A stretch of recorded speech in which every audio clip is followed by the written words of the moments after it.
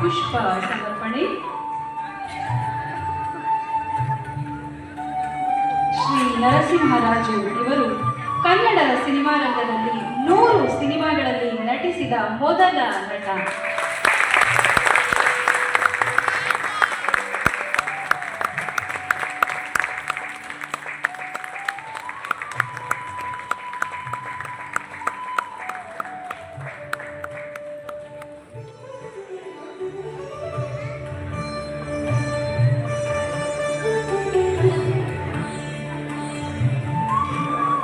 ಅವರ ಹೆಸರನ್ನ ಕೇಳದೇ ಇರ್ತಕ್ಕಂಥ ಕಲಾಭಿಮಾನಿಗಳು, ಕಲಾ ರಸಿಕರು ಕರ್ನಾಟಕದಲ್ಲಿ ಇಲ್ಲವೇ ಇಲ್ಲ ಅಂತ ನಾವು ಭಾವಿಸ್ತಾ ಇದ್ದೀವಿ. ಸೂರ್ಯ ಚಂದ್ರನನ್ನ ಜಗತ್ತಿಗೆ ಪರಿಚಯ ಮಾಡ್ತಕ್ಕಂಥ ಅಗತ್ಯತೆ ಇಲ್ಲ ಅಂತ ಹೇಳಿ ನಾನು ಭಾವಿಸ್ತಾ ಇದ್ದೇನೆ. ಅವರು ಸಹ ಈ ಒಂದು ನಕ್ಷತ್ರಗಳು, ತೇಜೋಪುಂಜಗಳು ಶೋಭಿಸ್ತಕ್ಕಂಥ ಆಕಾಶದಲ್ಲಿ ಒಂದು ಚಂದ್ರಮನ ರೀತಿಯಲ್ಲಿ ಈ ಒಂದು ನಾಡಿನ ಕಲಾ ಲೋಕಕ್ಕೆ ತಮ್ಮದೇ ಆದಂತಹ ಕೊಡುಗೆಯನ್ನು ನೀಡ್ತಾ ತಮ್ಮ ತಂದೆಯವರ ಒಂದು ಪರಂಪರೆಯನ್ನು ಮುಂದುವರಿಸಿಕೊಂಡು ಬಂದಂಥ ಸಹೋದರಿಯವರು. ಇಂಥ ಒಂದು ಅಭಿಜಾತ ಕಲಾವಿದೆ ಇಂದು ನಮ್ಮ ಕಾರ್ಯಕ್ರಮಕ್ಕೆ ಆಗಮಿಸಿ ವೇದಿಕೆಯನ್ನು ಅಲಂಕರಿಸಿರುವುದು ನಮ್ಮೆಲ್ಲರಿಗೂ ಸಂತೋಷವನ್ನು ಉಂಟು ಮಾಡಿದೆ.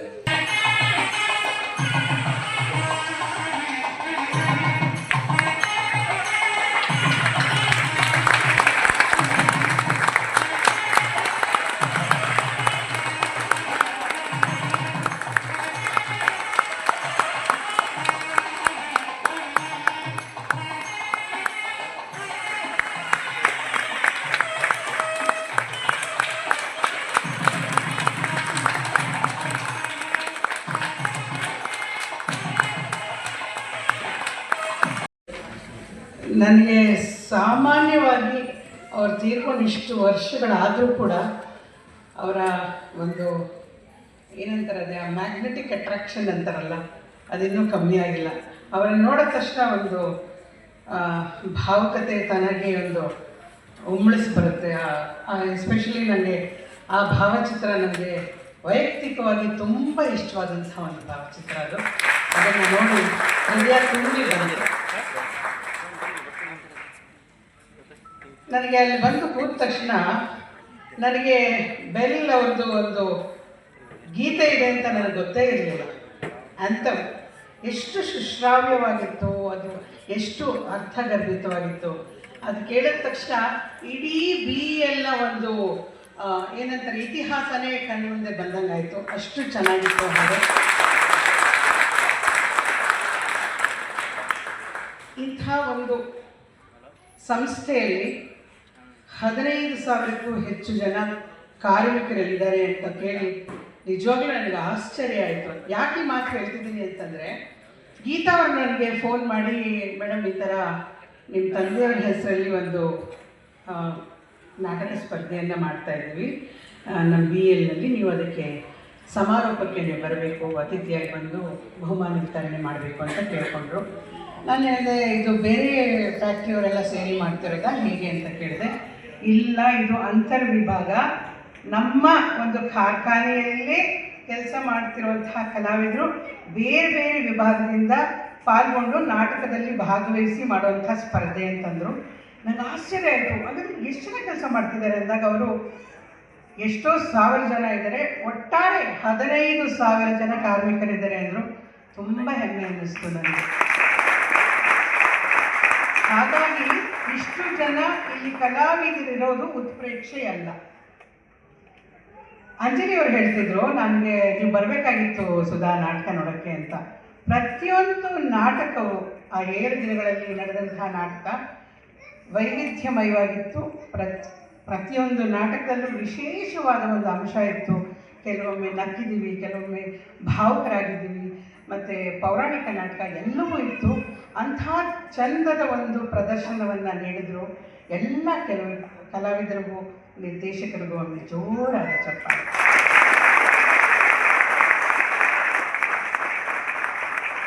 ಈ ರಂಗಮಂಚಕ್ಕೆ, ಇಂದಿನ ಈ ಕಾರ್ಯಕ್ರಮಕ್ಕೆ ನಮ್ಮ ತಂದೆ ಹೆಸರನ್ನು ಇಟ್ಟಿದ್ದು ತುಂಬ ಸೂಕ್ತ ಅಂತ ಅನ್ನಿಸ್ತು. ಯಾಕೆ ಅಂತಂದರೆ ತಮ್ಮ ಉಸಿರೇ ಅವರಿಗೆ ರಂಗಭೂಮಿಯಾಗಿತ್ತು. 6ನೇ ವಯಸ್ಸಿನಲ್ಲಿ ಅವರು ರಂಗಮಂಚದ ಮೇಲೆ ಪಾದಾರ್ಪಣೆ ಮಾಡಿದವರು. ಬಾಲಮಕರಂದ, ಹನುಮಂತ, ಕೃಷ್ಣ ಊಹೆ ಮಾಡ್ಕೊಳ್ಳಿ, ಉಬ್ಬಲ್ನಲ್ಲಿ ಕೃಷ್ಣ, ಉಬ್ಬಲ್ನಲ್ಲಿ ಮಕರಂದ. ಆದರೆ ಮುದ್ದಾಗಿ ಕಾಣೋರಂತೆ ತುಂಬ. ಸ್ಟೇಜ್ ಮೇಲೆ ಅವ್ರು ಬಂದರೆ ಅಷ್ಟು ಒಂಥರ ಚೇಷ್ಟೆ. ಆ ಬಾಲ ಹನುಮಂತನ ಪಾತ್ರದಲ್ಲಿ ನರಸಿಂಹರಾಜ್ ಅವ್ರನ್ನ ನೀವು ಒಂದು ಸಲ ಊಹೆ ಮಾಡ್ಕೊಳ್ಳಿ ಏನು ಮಾಡಿರ್ಬೋದು ಅವರು ಅಂತ. ಆ ಹನುಮಂತ ಲಂಕೆಯನ್ನು ಸುಟ್ಟಿದ್ರೆ ಇವರು ಇಡೀ ಸ್ಟೇಜ್ನೇ ಸುಟ್ಟಿರೋರು ಅನ್ಸುತ್ತೆ. ಅಷ್ಟು ಒಂದು ಚಮತ್ಕಾರ, ಒಂದು ಚಾಕಚಕ್ಯತೆ, ಭಾಳ ಒಂಥರ ಎಲೆಕ್ಟ್ರಿಫೈಯಿಂಗ್ ಪರ್ಫಾರ್ಮೆನ್ಸ್ ಅಂತಾರಲ್ಲ ಹಂಗಿರೋರಂತೆ. ಇದು ನನಗೆ ಎಲ್ಲರಿಂದ ಗೊತ್ತಾದಂತಹ ವಿಷಯ. ಇದು ಅವರು ಸ್ಟೇಜ್ ಮೇಲೆ ಬಂದರೆ ಅವರಿಗೆ ಮಾತಾಡೋದಕ್ಕೆ, ಅಂದರೆ ಡೈಲಾಗ್ಗಳನ್ನು ಹೇಳೋದಕ್ಕೂ ಅವಕಾಶ ಕೊಡೋದಂಗೆ ಫಸ್ಟೇ ಚಪ್ಪಾಳೆಗಳು ಶುರುವಾಗ್ಬಿಡೋದಂತೆ. ಆ ಥರ ಒಂದು ಉತ್ತೇಜನ ಅವರಿಗೆ ಅಭಿಮಾನಿಗಳಿಂದ ಸಿಗ್ತಾ ಇತ್ತು. ಬಹಳ ಪಾಡುಪಟ್ಟಿದ್ದಾರೆ ಅಂತ ನಮ್ಮಮ್ಮ ಯಾವಾಗಲೂ ಹೇಳ್ತಾರೆ. ನಮ್ಮ ತಂದೆ ತುಂಬ ಕಷ್ಟಪಟ್ಟಿದ್ದಾರಂತೆ. 6ನೇ ವಯಸ್ಸಿನಲ್ಲೇ ರಂಗಭೂಮಿ ಗೀಳು ಬಂದಿದೆ ಅಂದರೆ ಒಂಥರ ಯೋಚನೆ ಮಾಡಿ ಹೇಗಿದ್ದಿರ್ಬೋದು. ಆ ಕಾಲದಲ್ಲಿ ವ್ಯವಸ್ಥೆಗಳಿಲ್ಲ. ಸ್ಕೂಲ್ಗೆ ಹೋಗುವಂಥ ನಮ್ಮ ತಾತ ಪೊಲೀಸ್ ಆಗಿದ್ದರು, ಪೊಲೀಸ್ ಪೇದೆ ಆಗಿದ್ದರು. ತಿಟ್ಟೂರಲ್ಲಿ ಬಹಳ ಹೆಸರುವಾಸಿಯಾದಂಥವ್ರು. ರಾಮರಾಜು ಅಂದರೆ ಅಂತ ಎಲ್ರಿಗೂ ಭಯ. ದೊಡ್ಡ ಮೀಸೆ ಎಲ್ಲ ಒಳ್ಳೆ ಅಜಾನುಭಾವ, ತುಂಬ ಲಕ್ಷಣವಾಗಿದ್ದರು ನಮ್ಮ ತಾತ ನೋಡೋಕ್ಕೆ. ನಮ್ಮ ತಂದೆ ಪೀಚು, ಅವ್ರ ಹೈಟ್ ಬರಲಿಲ್ಲ ನಮ್ಮಪ್ಪ. ಅವ್ರಿಗೆ ನರಸಿಂಹರಾಜು ಸ್ಕೂಲ್ಗೆ ಹೋಗೋ ಅಂದರೆ ಆಯಿತು ಅಂತ ಆ ಕಡೆಯಿಂದ ಸ್ಕೂಲ್ಗೆ ಹೋಗೋದು, ಈ ಕಡೆಯಿಂದ ಅವ್ರ ಚಿಕ್ಕಪ್ಪ ಲಕ್ಷ್ಮೀಪತಿ ರಾಜು ಅಂತ ಇದ್ದರು. ಅಲ್ಲೇ ಹಾಲ್ಕುರ್ಕೆಯಲ್ಲಿದ್ದರು. ಅವರಿಗೆ ಮಕ್ಕಳಿರಲಿಲ್ಲ. ಸೊ ನಮ್ಮ ತಂದೆನೇ ಅವ್ರಿಗೊಂಥರ ಎಲ್ಲವೂ ಆಗಿದ್ದರು ಅವರಿಗೆ. ಅವರೇನು ಮಾಡಿದ್ರು, ಅವರು ಹೆಣ್ಣು ಪಾತ್ರ ಬಹಳ ಹೆಸರುವಾಸಿ. ಲಕ್ಷ್ಮೀಪತಿ ರಾಜು ಅಂದರೆ ಹೆಣ್ಣು ಪಾತ್ರಕ್ಕೆ ಆಗಿನ ಕಾಲಕ್ಕೆ ತುಂಬ ಹೆಸರುವಾಸಿ. ಅವ್ರ ಗರಡಿಯಲ್ಲಿ ಪಳಗ್ದವರೇ ನಮ್ಮ ತಂದೆ. ಇನ್ನು ಕೇಳಬೇಕಾ, ಚಿಕ್ಕಪ್ಪನ ಒಂದು ಆದರ್ಶಗಳನ್ನೆಲ್ಲ ನೋಡಿ ಕಲಿತವರು. ಸ್ಕೂಲಿಗೆ ಚಕ್ಕರು, ನಾಟಕ ಹಾಜರು. ಇದೇ ಆಗಿ ಹಂಗೂ ಹಿಂಗೂ 8ನೇ ಕ್ಲಾಸ್ನ ಪಾಸ್ ಮಾಡ್ತಾರೆ. 8ನೇ ಕ್ಲಾಸ್ನ ಮುಗಿಸ್ತಾರೆ ಪಾಪ ಕಷ್ಟಪಟ್ಕೊಂಡು. ಆದರೆ ಅವ್ರಿಗಿದ್ದಂಥ ಒಂದು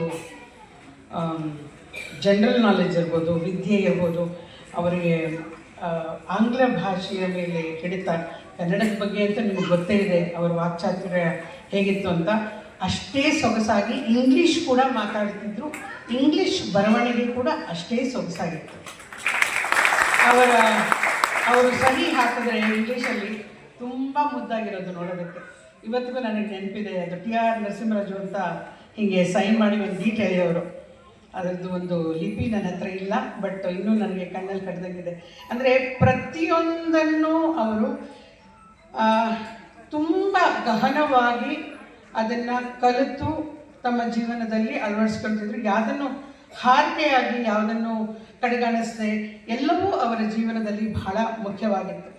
ರಂಗಭೂಮಿ, ಅದರಲ್ಲೂ ರಂಗಭೂಮಿ ಅಂತಂದರೆ ಅವ್ರಿಗೆ ಉಸಿರಾಗಿತ್ತು ಅಂತ ನಾನು ಹೇಳಿದೆ. ಅವರು 28ನೇ ವಯಸ್ಸಲ್ಲಿ ಸಿನಿಮಾ ರಂಗ ಪ್ರವೇಶ. ಈಗಿನ ಕಾಲಕ್ಕೆ ಅದು ಸ್ವಲ್ಪ ಜಾಸ್ತಿ ಲೇಟೇ ಅಂತಲೇ ಲೆಕ್ಕ. 23ರಲ್ಲಿ ಜನಿಸಿದವರು ನಮ್ಮ ತಂದೆ. 30ನೇ ವರ್ಷದಲ್ಲಿ ಸಿನಿಮಾ ರಂಗ ಪ್ರವೇಶ. ಯಾವುದು? ಬೇಡರ ಕಣ್ಣಪ್ಪ ಚಿತ್ರದ ಮೂಲಕ.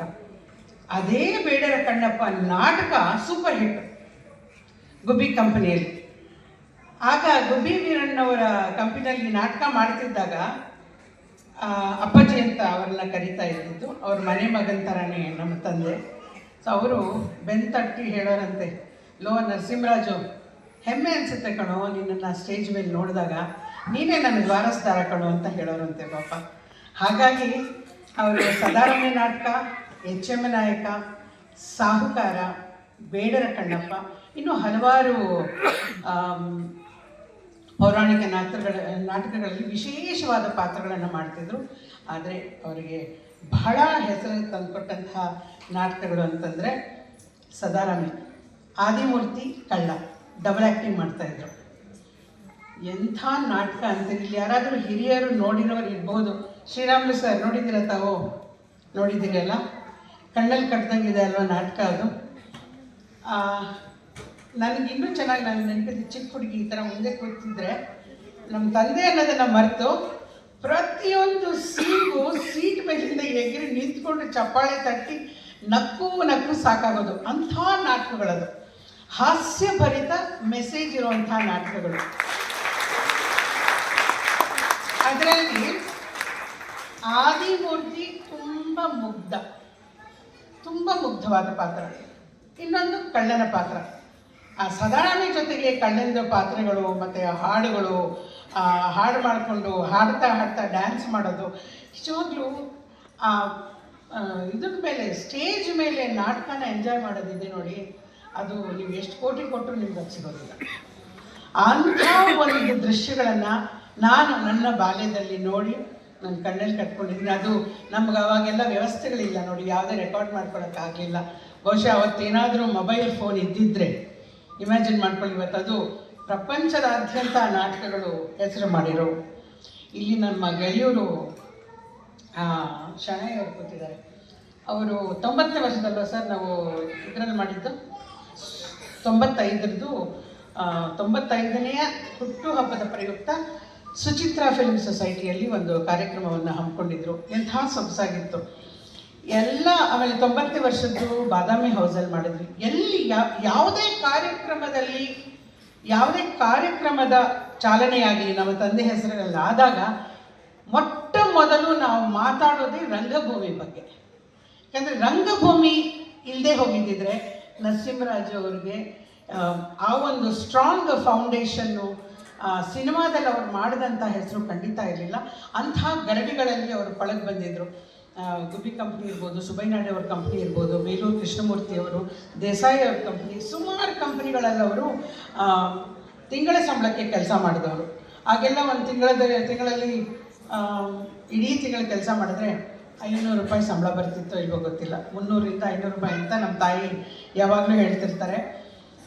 ಆ ಥರ ರಂಗಭೂಮಿಯಲ್ಲಿ ಕಷ್ಟಪಟ್ಟು ಅವರೇ ಒಂದು ಸ್ವಂತ ಕಂಪ್ನಿಯೂ ಶುರು ಮಾಡಿದ್ರಂತೆ. ಅವ್ರಿಗೊಬ್ಬರಿಬ್ಬರು ಶಿಷ್ಯಂದರಿದ್ದರಂತೆ. ಗುರುಗಳೇ ಅಂತ ಹೇಳಿ ಹಿಂದೆ ಸುತ್ತಳವರು ಸಾಮಾನ್ಯವಾಗಿ ನೋಡ್ತಿರಲ್ಲ ಸಿನಿಮಾಗಳಲ್ಲಿ, ಆ ಥರ ಇಬ್ಬರು ಚೇಲಾಗಳು ನಮ್ಮ ತಂದೆಗೂ ಇದ್ರಂತೆ. ಅವರು ಉತ್ತೇಜನ ಕೊಡೋದು, ಗುರುಗಳೇ ನೀವು ನಾಟಕದ ಕಂಪ್ನಿ ಶುರು ಮಾಡಿ, ಗುರುಗಳೇ ನೀವು ಶುರು ಮಾಡಿ ಅಂತ. ಇವ್ರಿಗೂ ಅಷ್ಟೇ ಸಾಕು, ಇರೋ ಬರೋ ದುಡ್ಡೆಲ್ಲ ಖಾಲಿ ಮಾಡಿಕೊಂಡು ಒಂದು ನಾಟಕದ ಕಂಪ್ನಿನ ಕಟ್ಬಿಟ್ಟು ಅದು ಗಾಳಿಗೆ ಹಾರ್ಕೊಂಡು ಹೊಟ್ಟೈತಂತೆ. ಅಷ್ಟು ಮಳೆ ಬಂದಾಗ ಇಡೀ ಒಂದು ಏನಂತಾರೆ ಅದಕ್ಕೆ ಕಬ್ಬಣದ್ದು ಶೀಟ್ಗಳೆಲ್ಲ ಹಾಕಿ ಪಾಪ ಬಡತನದಲ್ಲಿ ಮಾಡಿರೋವಂಥ ಒಂದು ಕಂಪನಿ. ಆದರೆ ಆ ಮಳೆಗೆ ಗಾಳಿಗೆ ಅದು ತೂರ್ಕೊಂಡು ಹೋಗಿ ಹಾಕಿದ್ದ ಬಂಡವಾಳ ಎಲ್ಲ ನಷ್ಟ ಆಗಿ ಮತ್ತೆ ಬಾಯಿ ಮುಚ್ಕೊಂಡು ಹೋಗಿ ಸ್ಕೂಲ್ಗೆ ಹೋದ್ರಂತೆ. ಆ ಕಾಲದಲ್ಲಿ ಮಾಡಿದಂತಹ ಕೆಲಸಗಳು ನಮ್ಮ ತಂದೆ. ಅಂದರೆ ಯಾಕೆ ಈ ಮಾತನ್ನು ಹೇಳ್ತಿದ್ದೀನಿ ಅಂದರೆ, ಧ್ಯೇಯ ಅನ್ನೋದು ಮನುಷ್ಯನಿಗಿದ್ದರೆ, ನಾನು ಇದನ್ನೇ ಮಾಡಬೇಕು ಅಂತ ಹಠ ಹಿಡಿದ್ರೆ ಅದು ಖಂಡಿತ ಆಗುತ್ತೆ ಅನ್ನೋದಕ್ಕೆ ನರಸಿಂಹರಾಜು ಅವರು ಸಾಕ್ಷಿ. ಇವತ್ತಿನ ದಿವಸ ಇರೋ ವ್ಯವಸ್ಥೆಗಳಲ್ಲಿ ಚಂದ್ರನ್ನೇ ಮುಟ್ಬಿಟ್ಟು ಬಂದ್ಬಿಟ್ಟಿದ್ದಾರೆ. ಆದರೆ ಆಗಿರೋ ವ್ಯವಸ್ಥೆಗಳಲ್ಲಿ ಬೆಂಗಳೂರು, ಮೈಸೂರು, ಹೈದರಾಬಾದು, ಚೆನ್ನೈ ಅಂತ 4 ಕಡೆ ಕಾಲಿಟ್ಟು ಓಡಾಡಿಕೊಂಡು 4 ಸಿನಿಮಾಗಳಲ್ಲಿ ಶೂಟಿಂಗ್ ಮಾಡಿದ ಮೊದಲಿಗರು ನಮ್ಮ ತಂದೆ ನರಸಿಂಹರಾಜು. ದಿವಸಕ್ಕೆ 4ರಿಂದ 5 ಶಿಫ್ಟು, 20 ಸಿನಿಮಾ ಅಥವಾ 25, 30, 40 ಸಿನಿಮಾ ತೆರೆ ಕಂಡ್ರೆ ಒಂದು ವರ್ಷದಲ್ಲಿ 30 ಸಿನಿಮಾದಲ್ಲಿ ಅವ್ರು ಇರ್ತಾ ಇದ್ದಾರೆ. ನನಗಿಂತ ಮುಂಚೆ ಹುಟ್ಟಿದವರು ನಮ್ಮನೇಲಿ ನಮ್ಮ ಅಕ್ಕಂದರು ಅಣ್ಣಂದರೆಲ್ಲ ಹೇಳ್ತಿರ್ತಾರೆ, ಎಷ್ಟೋ ದಿನ ಅಪ್ಪನ ಮುಖನೇ ನೋಡಿಲ್ಲ. ನಾವು ಅಣ್ಣ ಅಂತ ಕರಿತಿದ್ವಿ ಮನೇಲಿ. ಎಷ್ಟೋ ದಿನ ಅಣ್ಣನ ಮುಖನೇ ನೋಡಿಲ್ಲ ನಾವು. ಅವರು ಬಂದೇನೋ ಹಿಂಗೆ ತಲೆ ಸವರಿಗೆ ಹೋಗ್ಬಿಟ್ಟಿರೋರು, ನಮಗೆ ಗೊತ್ತೇ ಆಗ್ತಿರ್ಲಿಲ್ಲ ಅಂತ. ದಿನಗಳಿಗಟ್ಟಲೆ ನಮ್ಮನ್ನೆಲ್ಲ ಕಾಪಾಡಿದವರು ನನ್ನ ತಾಯಿ ಶಾರದಮ್ಮ. ನಮ್ಮ ತಂದೆ ಅಷ್ಟು ಹೆಸರು ಮಾಡಿ ಒಂದು ನರಸಿಂಹರಾಜು ಹಾಸ್ಯ ಚಕ್ರವರ್ತಿ ಅನ್ನಿಸ್ಕೊಳ್ಳೋದಕ್ಕೆ ನಮ್ಮ ತಾಯಿ ಅವ್ರ ಬೆನ್ನೆಲುಬಾಗಿ ನಿಂತಿದ್ದು ಒಂದು ದೊಡ್ಡ ಕಾರಣ. ಯಾಕೆಂತಂದರೆ ಒಬ್ಬ ಗಂಡಸು ಮನೆಯಿಂದ ಹೊರಗಡೆ ದುಡಿತಾನೆ ಅಂತಂದರೆ ಮನೆಯಲ್ಲಿ ನೋಡ್ಕೊಳ್ಳೋಕೆ ಒಂದು ಸ್ಟ್ರಾಂಗ್ ಒಂದು ಫೌಂಡೇಶನ್ ಇರಬೇಕು, ಅದು ನಮ್ಮ ತಾಯಿ. ಇವತ್ತು ನಾವೆಲ್ಲ ಚೆನ್ನಾಗಿ ನಿಮ್ಮ ಮುಂದೆ ನಿಂತು ನರಸಿಂಹರಾಜು ಅವ್ರ ಮಕ್ಕಳಪ್ಪ ಅಂತ ಅನ್ನಿಸ್ಕೊತಿದ್ದೀವಲ್ಲ, ಅದಕ್ಕೆ ನಾವು ನಮ್ಮ ಅಪ್ಪ ಅಮ್ಮ ಇಬ್ಬರಿಗೂ ನಾನು ಶಿರಸ ವಹಿಸಿ ನಮಸ್ಕಾರ ಮಾಡ್ತೀನಿ. ನಮ್ಮ ತಾಯಿ ತುಂಬ ಬೇಗ, ಅಂದರೆ ನಮ್ಮ ತಂದೆನ ನಾವು ಕಳ್ಕೊಂಡಿರೋದ್ರಿಂದ 7 ಜನ ಮಕ್ಕಳನ್ನ ನಮ್ಮ ತಾಯಿ ಸಾಕಿದ್ರು. ಅವರು ಬರೀ 40 ವರ್ಷ, ಆವಾಗ 40 ವರ್ಷ 7 ಜನ ಮಕ್ಕಳು. ನಮ್ಮನ್ನೆಲ್ಲ ಒಂದು ನೆಲೆ ಕಾಣಿಸಿ, ಹಾಗೆ ರಂಗಭೂಮಿಯಿಂದ ಕಷ್ಟಪಡ್ತಾ ಸಿನಿಮಾಗೆ ಬಂದು ಸುಖ ಪಡೆಯೋ ಒಂದು ಸಮಯದಲ್ಲಿ ನಮ್ಮ ತಂದೆನ ನಾವು ಕಳ್ಕೊಂಡ್ಬಿಟ್ವಿ. ಈ ಒಂದು ಸುಂದರ ಸಂಜೆಯಲ್ಲಿ ನರಸಿಂಹರಾಜ್ ಅವರನ್ನ ನೆನೆಸ್ತಾ, ನನ್ನ ತಂದೆ, ನನ್ನ ಪಿತೃ ಅವರನ್ನು ನೆನೆಸ್ತಾ ನಿಮ್ಮಗಳ ಜೊತೆಗೆ ಒಂದಿಷ್ಟು ಅನುಭವಗಳನ್ನು ಹಂಚ್ಕೊಂಡಿದ್ದೀರಿ. ಯಾಕಂದರೆ ಅವ್ರ ಬಗ್ಗೆ ಮಾತಾಡ್ತಾ ಹೋದರೆ ಸಮಯ ಸಾಲಲ್ಲ, ದಿನಗಳೇ ಬೇಕು. ಒಂದೇ ಒಂದು ಸಣ್ಣ ಒಂದು ನಿದರ್ಶನ ತಗೊಂಡು ಇಷ್ಟುದ್ದ ನಾನು ಮಾತಾಡ್ಬೋದು ಅವ್ರ ಬಗ್ಗೆ. ಹಾಗಾಗಿ ಎಲ್ಲ ಇಲ್ಲಿ ಬಂದ ತಕ್ಷಣ ಪರಿಚಿತರು ಎಲ್ಲ ಸಿಕ್ಬಿಟ್ಟು ನನಗೆ ವೆಂಕಟಾಚಲ ಅವರು ನನಗೆ ತಂದೆ ಮಾಡಿದ್ದಾರೆ. ಎಲ್ಲಿ ಸರ್ ಇದ್ರ ನನಗೆ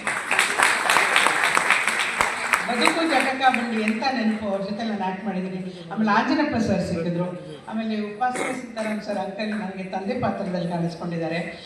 ಹಾಗೇ ಕಮಿಡಿದರನ್ ಅಮ್ಮ ಅವರು ಅಷ್ಟೇ, ಅವ್ರ ಜೊತೆಲೂ ನನ್ನ ಪೊಲೀಸ್ನ ಹೆಂಡತಿ ಸೂಪರ್ ಹಿಟ್ ಅವ್ರ ಜೊತೆಗೆ ಮಾಡಿದಂಥ ಒಂದು ಚಿತ್ರ. ಹೀಗೆ ಎಲ್ಲೋ ಒಂದು ಕಡೆ BL ಜೊತೆಗೆ ನನ್ನ ನಂಟು ತುಂಬ ಜೋರಾಗಿದೆ ಅನ್ನಿಸ್ತಿಲ್ಲ. ಬಂದ ತಕ್ಷಣ ತುಂಬ ಜನ ಪರಿಚಿತರು, ತುಂಬ ಜನ ಕಲಾವಿದರು ಅಂದಮೇಲೆ ಆ್ಯಸ್ ಇಟ್ ಈಸ್ ನಾವೆಲ್ಲ ಸಂಬಂಧಿಕರೇ ಬಿಡಿ. ಒಂದು ಕಲೆ ಅಂದಮೇಲೆ ನಮಗೆ ಜಾತಿ ಮತ ಯಾವುದೂ ಇಲ್ಲ, ಭಾಷೆ ಇಲ್ಲ, ಕಲೆ ಒಂದೇ, ನಾವೆಲ್ಲ ಸಂಬಂಧಿಕರೇ.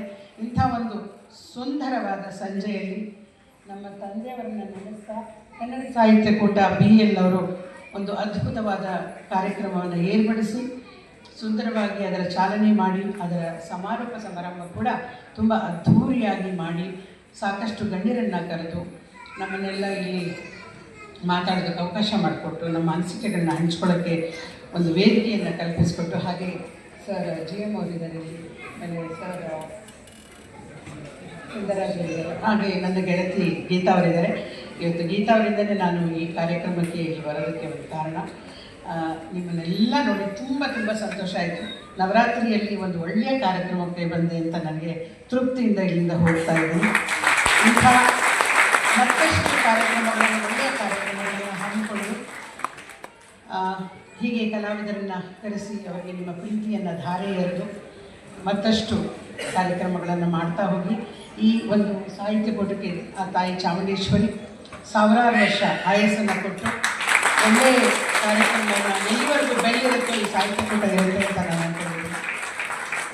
ಹೀಗೆ ಮುಂದುವರಿಸ್ಕೊಂಡು ಹೋಗಿ ಮಗದೊಮ್ಮೆ ಇಡೀ ನರಸಿಂಹರಾಜು ಕುಟುಂಬದ ಪರವಾಗಿ ಹಾರ್ದಿಕ ಅಭಿನಂದನೆಗಳು. ಒಳ್ಳೆಯದಾಗಿ.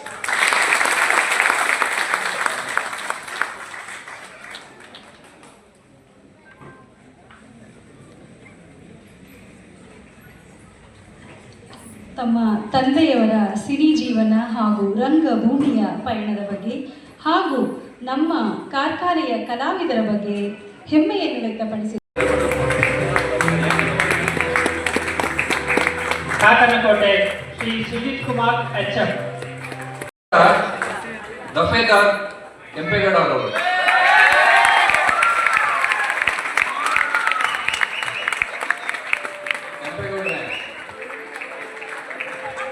ನಾಗೇಂದ್ರ ಅವರು ಪ್ರಶಸ್ತಿಯನ್ನು ಸ್ವೀಕರಿಸ್ತಾ ಇದ್ದಾರೆ. ಶ್ರೀ KJ ಶಂಕರಪ್ಪರವರ ಕೊಡುಗೆ ದಿವಂಗತ ಜವರಯ್ಯ ಸ್ಮಾರಕ ಉತ್ತಮ ನಾಟಕ ರಚನೆ. DK ಶ್ರೀನಿವಾಸ ಮೂರ್ತಿ ಅವರ ಕೊಡುಗೆ ಶ್ರೀಮತಿ ರುಕ್ಮಿಣಿ ಮತ್ತು ಶ್ರೀ CL ಕೃಷ್ಣಸ್ವಾಮಿ ಪರ್ಯಾಯ ಪಾರಿತೋಷಿಕ. ಅತ್ಯುತ್ತಮ ಪೋಷಕ ನಟ ಚಿಕ್ಕಪ್ಪ ಪಾತ್ರದಲ್ಲಿ ರವಿಕುಮಾರ್ N, ನಾಟಕ ಇದು ದಾಸಯ್ಯ ಬರಲಿ. ಅತ್ಯುತ್ತಮ ಪೋಷಕ ನಟ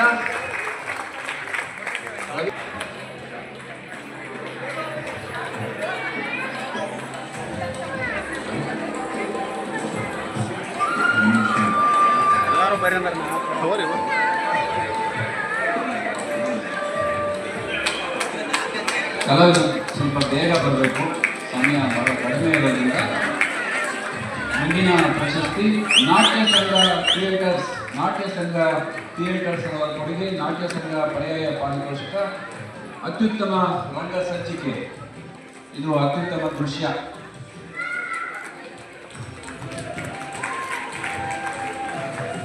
ನಾಟ್ಯ ಸಂಘ ಥಿಯೇಟರ್ಸ್ ಅವರ ಕೊಡುಗೆ ನಾಟ್ಯ ಸಂಘ ಪರ್ಯಾಯ ಪಾರಿತೋಷಿಕ. ಮಮತಾ BR,